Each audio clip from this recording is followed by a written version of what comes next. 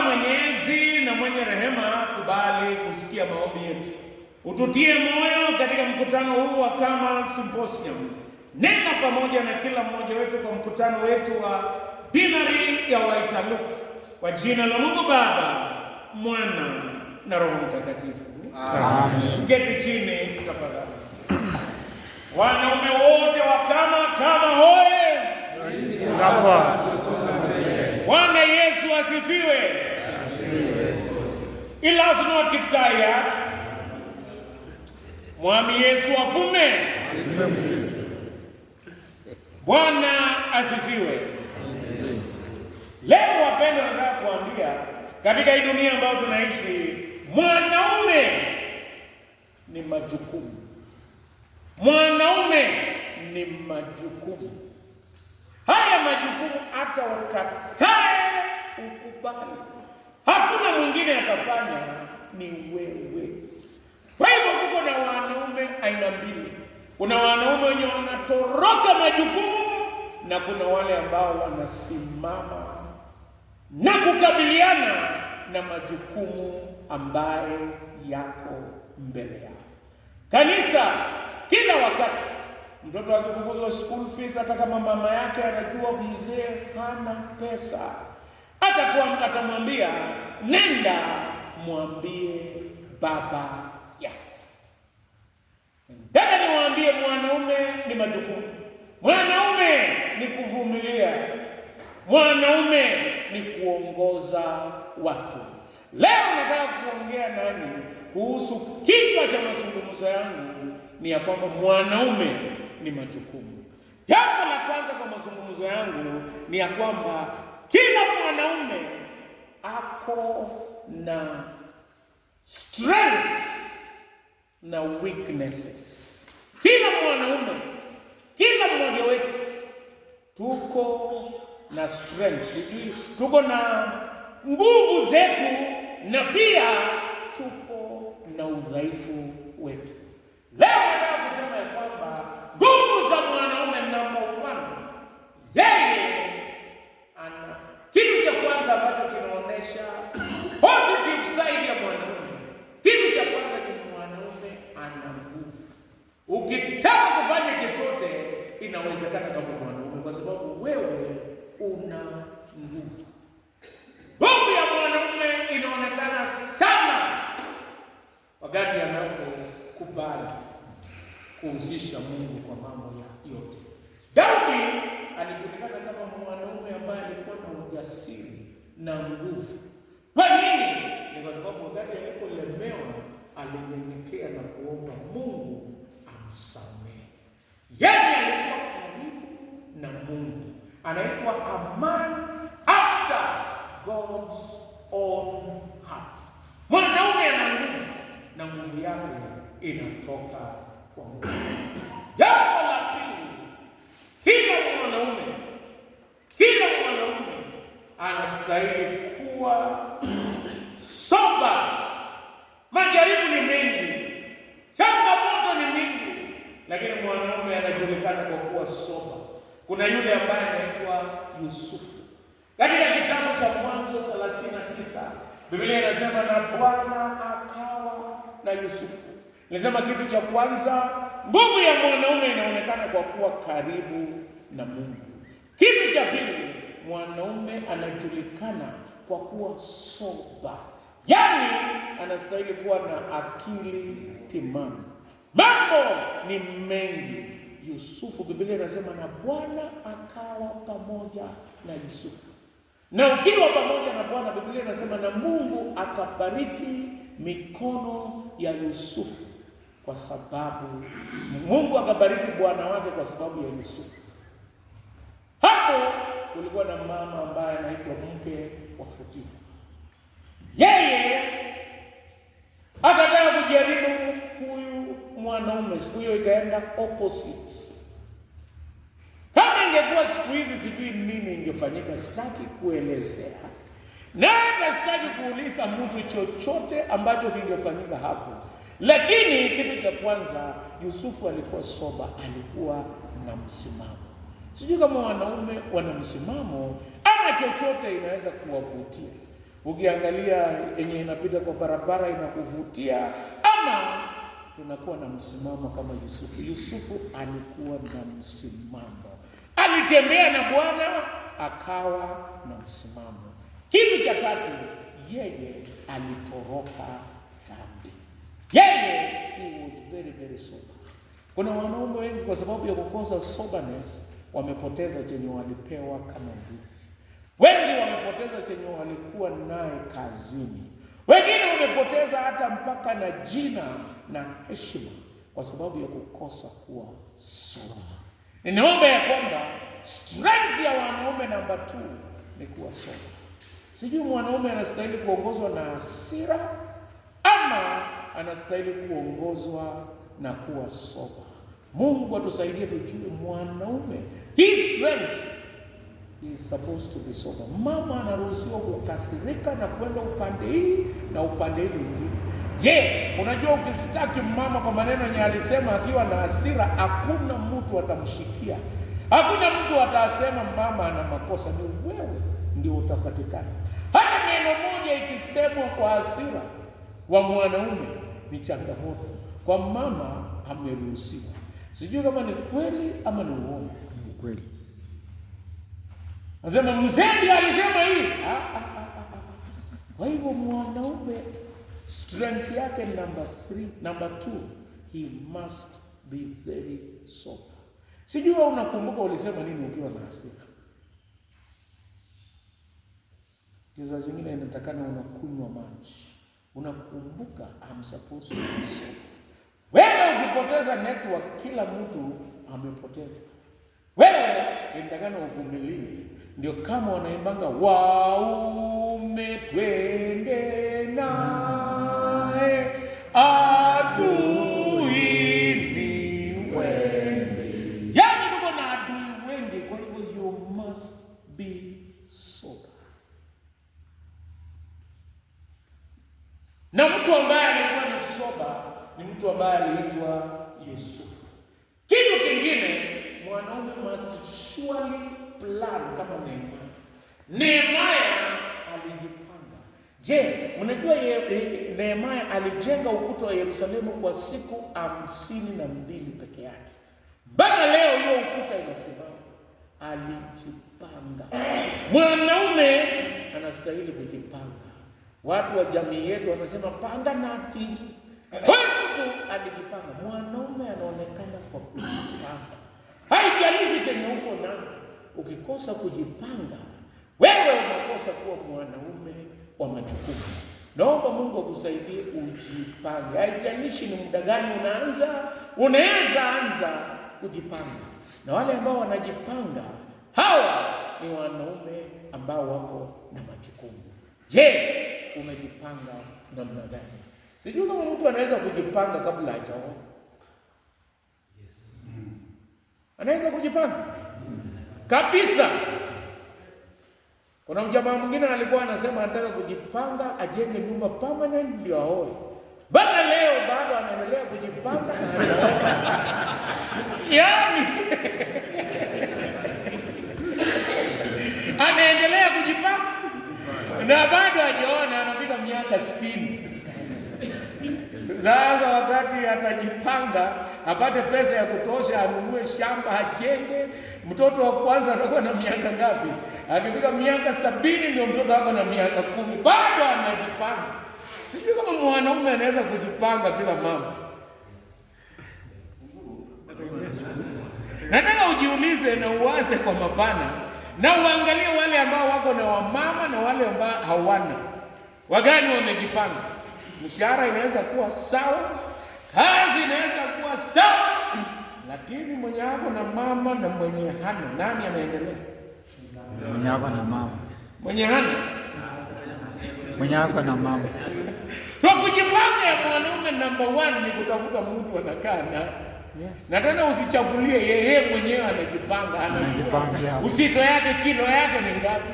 Lakini wakati mwingine wazee wanasema hapana, huyu wachana naye kabisa. Lakini hujui vile Mungu anapanga na mtu. Kwa hivyo kujipanga ya kwanza ni kutafuta mtu wa kumsaidia kwa hii safari. Nataka nikuambie, bila kupata huyu mtu wakati mwingine kuendelea inakuwa changamoto. Huyu Nehemia alijipanga, akaenda kuongea na mfalme. Kitu cha kwanza aliomba, akaongea na mfalme, akapata kibali, akaomba barua ya kwenda kutafuta miti. Alijipanga akijua kwamba atakuwa na opposition, he had opposition. Yeye akajipanga, akajua hata kutakuwa na watu waongo. Hata wakati mwingine akaambia watu, mkono hii mnajenga na mkono hii mnashika silaha. Yeye alijipanga na akamaliza kazi yake in 52 days kwa sababu alijipanga.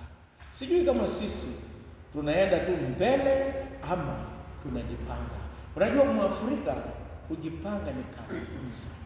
Sijui kama Waafrika wanaweka pesa akikuwa mgonjwa ajitibu naye. Alafu wengine watakwambia wewe mbona unajiombea? Lakini sijasema uweke fedha kiasi hiyo, ningesema kusema ya kwamba kujipanga ni kati ya majukumu ya wanaume. Jambo la pili nilikuwa naangalia, wanaume pia wako na changamoto.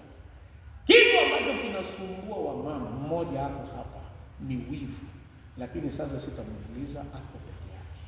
Kitu ambacho kinasumbua wanaume ni tamaa, lakini kwa sababu ni symposium mtanijibu.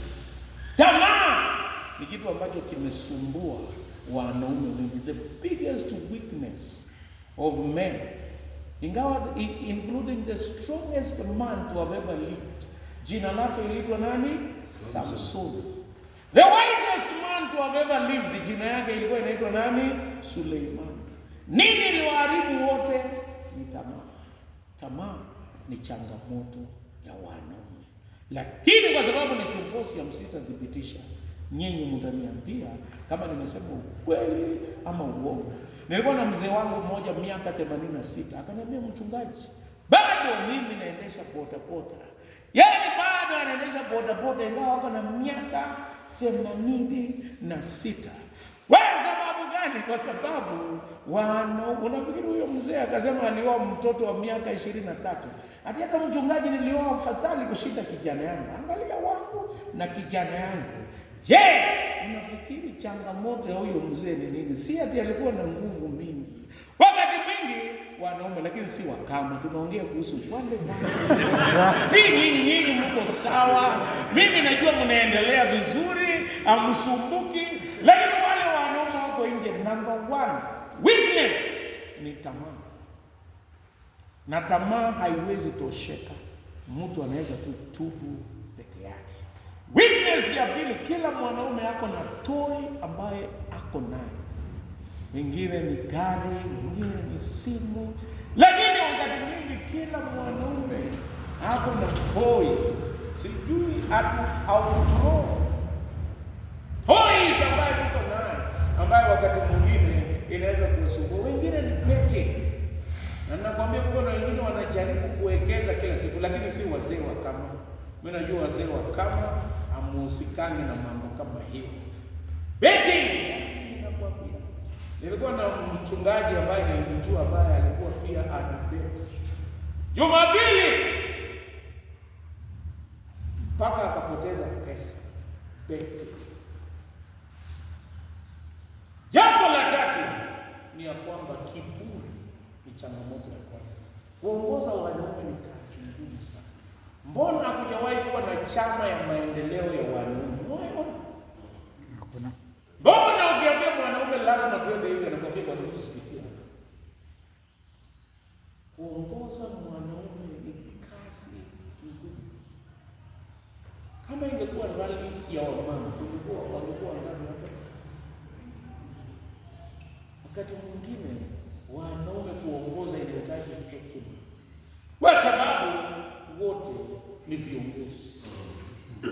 Inastahili ukiongoza wewe jua ya kwamba hauongozi hao from one, hauamini twende hapa mwambie tunaonaje tukienda hapa. Anakuambia kila mwanaume ni kiongozi kwake. Wewe endelea na ujue kwamba kitu ambacho kinatuletea changamoto ni kitu ambacho kinaitwa kiburi. Wakati mwingine hata ukiambiwa kitu na mama hausikii, na most of the time ukikuwa mtu wa ukweli ni kwamba chenye nikuambia itatendeka. Hata kama uling'ang'ana, ulijua itatendeka. Kama wewe mwenyewe ukijiangalia itatendeka. Mtu akikuja na mpango mzuri hata nyumbani, anasema tufanye hii.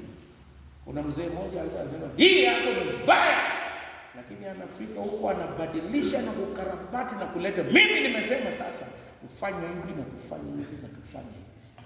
Wakati mwingine kwa hii dunia unyenyekevu ni jambo ambalo sisi wanaume wote, sio mmoja, wote tunastahili kujifunza.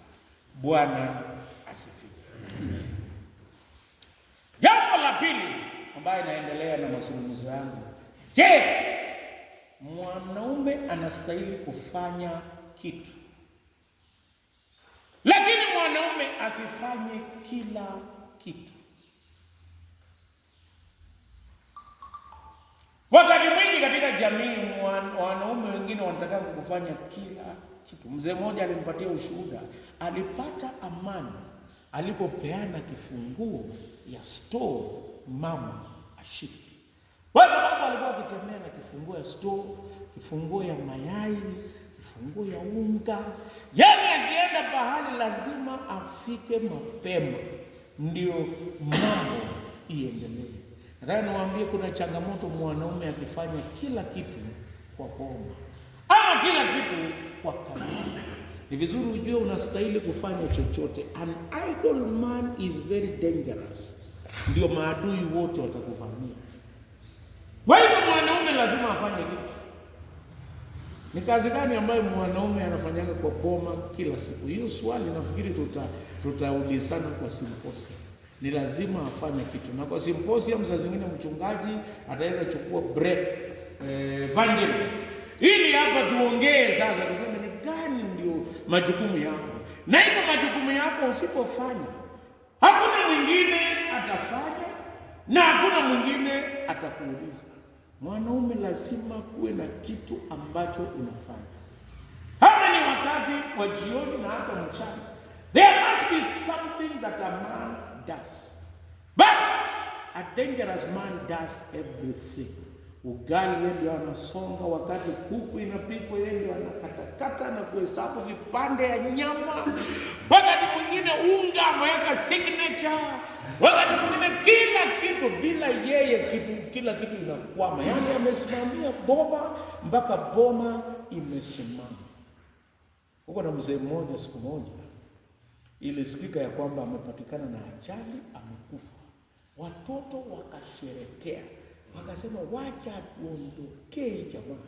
Yaani mwenye alikuwa anafungua nyumba ya ng'ombe, mwenye alikuwa anafungua kwa gari ajaribu kuendesha, wacha ipatikane huyu mzee hajakufa. Watoto wakakasirika sana. Nataka kusema kwa hii maisha ukikaa kwa amani, hapana shikilia kila kitu. Sijui kwa nini Muhindi anaachia mtoto miaka 9 asimamie duka kwenye iko na milioni 1, lakini Mwafrika mtoto kuachiwa kusimamia mahindi korokoro 20 ni makosa ya kutosha, na unajua baadaye atakuja kukusimamia. They say success without a successor is equals to failure. Hata ufanikiwe bila kuachia mtu mwenye unamwachia majukumu ni kazi ngumu. Hata sio ati una delegate yote mpaka unakosa cha kufanya, lakini unaanza kupeana majukumu. Mwanaume ambaye anafanya kila kitu, yeye ajui majukumu. Majukumu yetu ni kufunza, to delegate and to empower. Unapata mwingine hata kama hawezi kusoma atang'ang'ana, anasoma somo mrefu kama somo ya Ijumaa Njema. Unajua ni 1 chapter ya John, ni mrefu, iko na 57 verses. Ng'ang'ana na hiyo leirida, ng'ang'ana na hiyo yote, na indagana udelegate. Wakati mwingine hata inastahili majukumu mengine tukaanze kupeana, na wewe ubakie na what is. yours, ambayo wewe mwenyewe unaweza kuyafanya. Mungu atusaidie tujue ya kwamba hatustahili kufanya kila kitu. Ukifanya kila kitu utachoka. Kulikuwa na leader mmoja ambaye yeye kwa ibada ya kanisa yake, yeye mwenyewe ndio angepanga ibada, yeye mwenyewe ndio angetoa wimbo wa kuingia kwa ibada, na yeye mwenyewe ndio angeongoza ibada, yeye mwenyewe ndio angesoma somo, na yeye mwenyewe angetoa wimbo wa kukaribisha somo la pili ambalo alingesomwa na mwingine ila ni yeye mwenyewe. Na baadaye yeye mwenyewe angetoa wimbo wa kukaribisha matangazo, na kwa sababu hakuamini mwingine atatangaza, yeye mwenyewe ndio angetangaza. Na baadaye yeye mwenyewe ndio angetoa wimbo ya kukaribisha mhubiri, kwa sababu watu hawakujua msimu. Ukipatia watu majukumu, hata wakianguka mtihani kidogo si mbaya.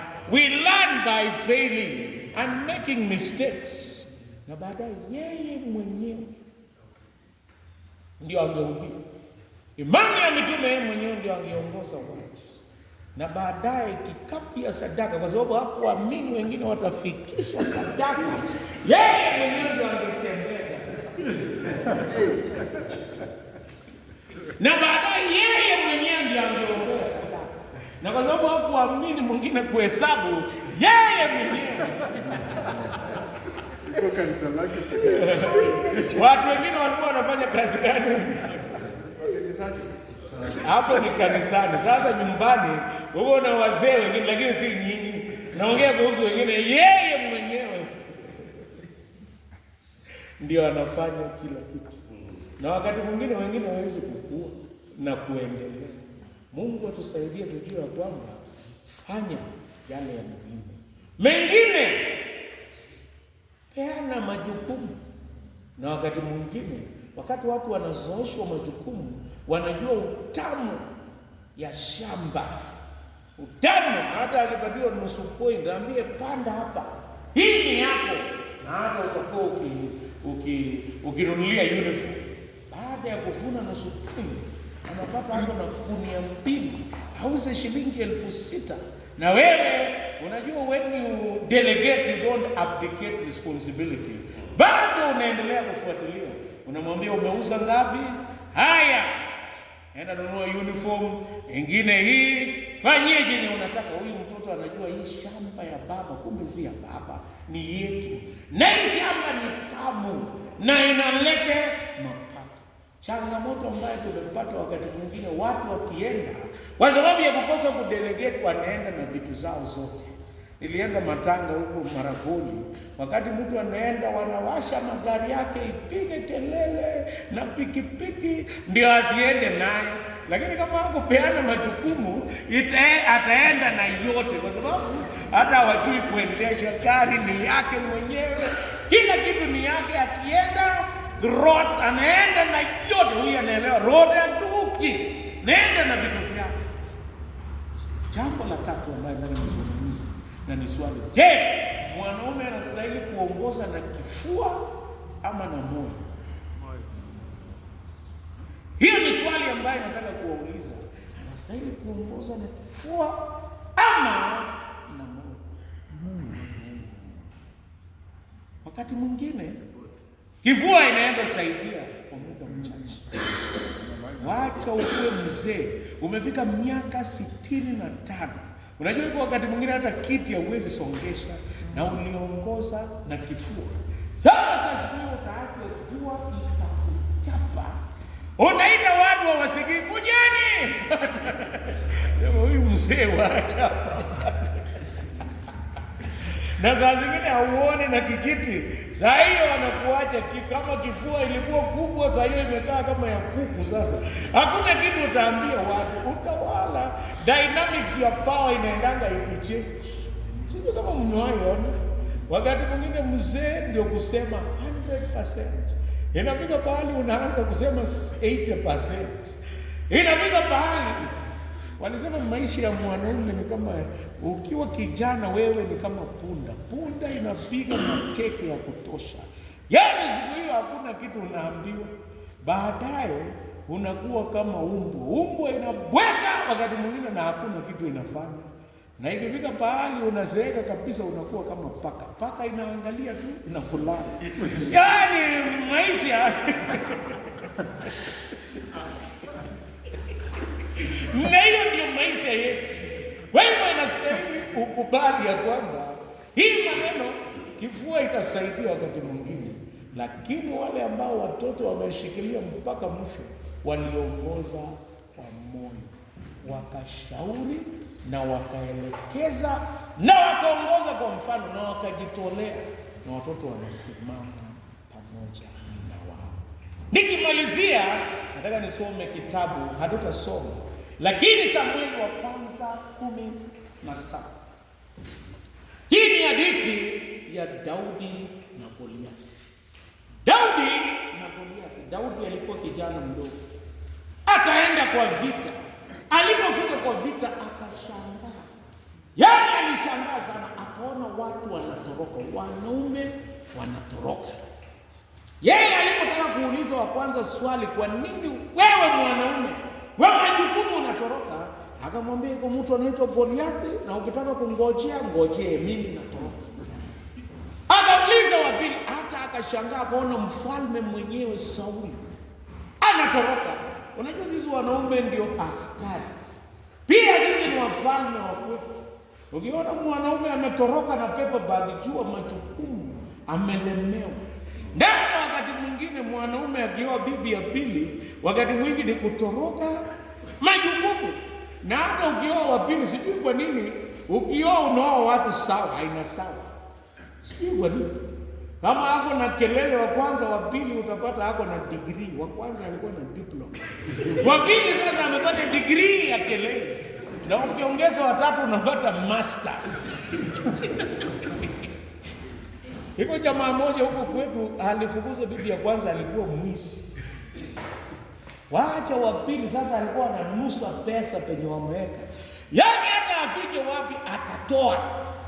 Lakini kumbe unajua bibi ni kioo yako, upende usipende. Kumbe huyu jamaa alikuwa mchoyo, namna ya kutoa pesa kwake ni kwa kuiba. Yaani unajua kuna watu wengine pesa hata ukipendua upside down pesa haitaanguka. Sasa mama amejifunza, anasema namna ya kupita na hii vitu ni kuiba. Akaona mwanaume anatoroka, akaona hata Sauli ametoroka. Akauliza kuko na nini? Akasema kuko na mtu mkubwa na wakutisha ambaye anaitwa Goliathi. Nataka niwaambie kila mwanaume, you must face giants. Kila mwanaume lazima akabiliane na jitu kwake, kazini, hata hapa kanisani. Kila mtu lazima ukabiliane na majitu. Kuko na watu wengine watakuingilia bila sababu. Kuko na watu wengine watakukosoa. Kuko na wengine watakutafutia maneno.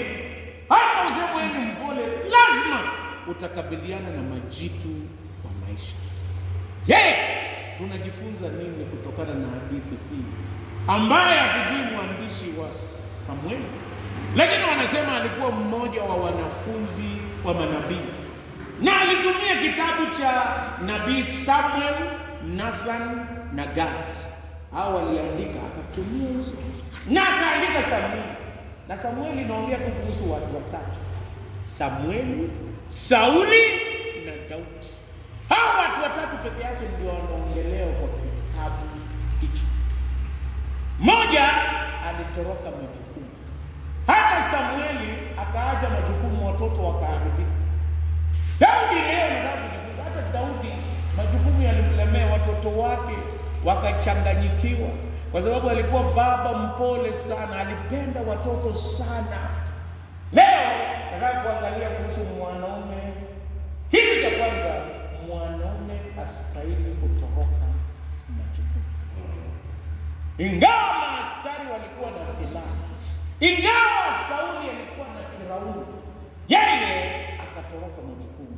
Majukumu ambayo unatoroka hayaendi popote, bado ya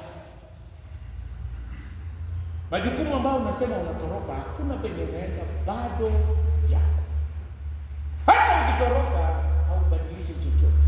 Kuna watu wanatoroka kwa kukunywa pombe. Hata akimaliza kukunywa pombe, bado school fees haijalipwa, hajatoroka, anarudi ingine. Ndio shida inakuwa kubwa zaidi. Nataka kusema kuna changamoto ambazo ni our own weaknesses ambaye nimetaja. Hauwezi toroka kwa kuhama pahali. Kuna watu ambao wanahama pahali. Wengine ukihama pahali utakuwa umehepa majukumu. Hata penye unaenda, yale ambayo ulikuwa ukitoroka bado yanakupata pale. Hakuna mwanaume amefaulu kwa kutoroka majukumu. Jambo la pili, mwanaume ambaye ana majukumu usimama na kukabiliana na majitu ambaye yako upande yake. Amani stands. Daudi akasema, ingawa mimi si mfalme, mimi si askari, hata sina ujuzi, lakini nitasimama. I will stand. Na nitakabiliana na huyu kule. Nataka nikwambie, hakuna majukumu yako na Goliathi yako utakatua na ujuzi hapana. Ninaambia kila boma ni tofauti. Kila boma ni tofauti. Nilienda kutembelea rafiki yangu mmoja mchungaji, kwake wanakula saa 7 ya usiku. Sawa. Breakfast saa 4. Ni kwake. Kila boma iko na mambo yake. Daudi akasema, mimi nitakabiliana na majukumu ya Goliathi. Sauli akamwambia, hapana, utachukua nguo yako na uende upigane. Alipojaribu akashindwa. Wakati mwingine unataka kutatua mambo kwa namna nyingine. Kila mtu Mungu amempa namna yake ya kutatua. Ujuzi wako. Unaweza pata mawaidha, lakini usitumie mawaidha yote ya dunia. Mzungu mmoja alienda akapata wazee wa Kipsigis, akaambia, please love your wives, buy for them flowers, wanunulie maua na uwapelekee. Sasa kwa mzee mmoja kwa Amori akaenda huko Kericho akanunua maua, akang'ang'ana akapelekea mama nyumbani. Na mara ya kwanza akasema, when you reach home, hug your wife. Watoto walikuwa wamekaa hapo, huyu Bamore akakuja akamwambia, mama kuja hapa. Kaanza kuhagi, mama akaanza kusema, oh, wewe mzee kichwa imeanza kuruka, yani network. Kwa sababu ni kitu haijawahi fanyika. Akaangalia vizuri kama amelewa hapa bado. Nataka nikwambie, wakati unapopokea mafunzo, jua namna ya kuapply kwako. Ulichukua tu mambo yote na unapeleka vile hivyo. Nataka ukuwe na ujuzi ya kuapply. Ukiapply 100% utashangaa. Mama akakuwa mgumu zaidi. Nataka nikwambie, maneno yenye unasikia wewe mwenyewe, wewe mzee ni wa kupanga. Angalia gani na nitaingizaje hii maneno ndio ingie kwangu. Kila mtu ni tofauti. Kila mzee ako na mambo yake. Wengine wanakulanga ugali wote pamoja. Mungu Baba, tunaomba ubariki chakula hii.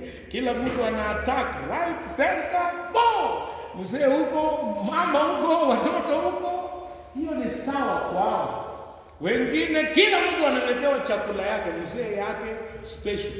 Kila boma ni tofauti. Na nakuambia, yeye akaambia Sauli, hata na hii mavazi yako siku. Hata sisi Waanglikana vile tunafanya mambo yetu ni tofauti. Huko na mhubiri mmoja mzungu alikuja. Na alipohubiri alikuwa na shida ya kuvuruta mate. Anaomba, Mungu Baba naomba. Sasa wengine wakafikiri kujazwa roho ni kuvuruta mate. Mungu Baba naomba.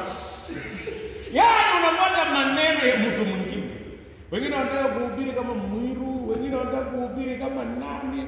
Wewe enda tu vile ulivyo. Ndio Waanglikana wanaimba nitwae hivi. Hapana jifanye sasa tunaanza kuhubiri na mapua. Praise the Lord. Hallelujah. Subiri tu vile ulivyo, kavu tu, hakuna haja ya kujifanya. Mungu hajawahi bariki mtu yote fake. Mungu anabariki watu vile walivyo, na hata kwako Mungu anakubariki ukifanya mpango. Mungu hawezi bariki penye hakuna mpango. Naomba fanya mpango, be sober. Usisikie chenye watu wanafanya wewe ufuatilie. Watu wanaofuga sindu, kuna siku wenye wazee wakaenda kutafuta mayai ya sindu, kumbe hakuna pesa. Be sober. Mwanaume anastahili kuwa sober. Sio mambo yote unakubali. Umekaa msoba, unaangalia hii yanatupeleka wapi? A man should not be very excited or very sad. Ndakana unakuwa sober. Bure ukikosa kuwa sober, mnaweza shangaa. Wanaweza sema watu wamepata mashamba. Mama anakuja kuambia watu wamepata mashamba Uganda, hata wananunua kubwa eka 30 kwa point moja, tuuze hii point moja. Kwenda kumbe ni mashamba fake na unakosa pahali pa kurudi. Mwanaume must be sober before you make any decision. Abraham akaambiwa na Sara, chukua Hagar awe mke wako, mzae mtoto. Baada ya Hagar kuwa mjamzito akadharau Sara, na Sara akalaumu nani? Abraham. Kama hii makosa ni wewe, ingawa mambo ilitoka kwako. Sijui kama mmewahi ona hiyo. Hata mama akikwambia ufanye chochote na ufanye na iharibike, nani atalaumiwa? Wewe utabeba mzigo. Mwanaume ni kuvumilia. Ndipo tunaimba Bwana Yesu atakuja. Vumilia. Omba utavumilia one way or the other. Utavumilia kwa upole ama kwa hasira, lakini yote kuvumilia. Na wale wenye hawakuvumilia, hakuna mwenye hako na bibi mpaka sasa. Wale watu ambao walikuwa hawasikii chochote na hata hawezi kunyenyekea, wako peke yao. Jambo la mwisho, mwanaume ambaye anasonga mbele, yeye analeta ushindi kwa wengine. Daudi alienda kwa jina la Yesu Kristo. Tunasonga mbele kwa jina la Yesu Kristo. Akasema ninakujia kwa simu. Wewe unanikujia kwa silaha na upanga, lakini mimi ninakuja kwa jina la Yesu Kristo, kwa jina la Mungu wa juu. Na akachukua kombeo na mawe. Hiyo ndio alikuwa amezoea. Hakutumia ile ya Sauli, akazungusha na akalinda Goliathi, akaanguka chini na majeshi yote wakavamia Wafilisti wakawangamiza. Mwanaume ambaye atasonga mbele analeta ushindi kwa familia. Hata kama wewe ni bulldozer inatengenezaga barabara. Baada ya barabara kutengenezwa, inawekwa juu ya lori kubwa, haiwezi kanyaga hiyo barabara. Hata kama wewe ni bulldozer hautapata faida, lakini watasema kuna mzee hapa aliyetuletea ushindi. Hata kama hutapata faida zaidi, lakini umetekeleza majukumu yako. Mungu akusaidie. Ukiwa mwanaume, usisahau mwanaume ni majukumu. Mungu wa amani awabariki, na Mungu wa amani awe pamoja nani. Na tuombe. Maneno ambayo tumeyasikia kwa masikio yetu, kwa neema yako yapande kama mbegu mioyoni mwetu, na yazae tunda la maisha mema. Utubariki na utuongoze, na uwe pamoja nasi ukitutia moyo, kwa jina la Mungu Baba, Mwana na Roho Mtakatifu. Amen.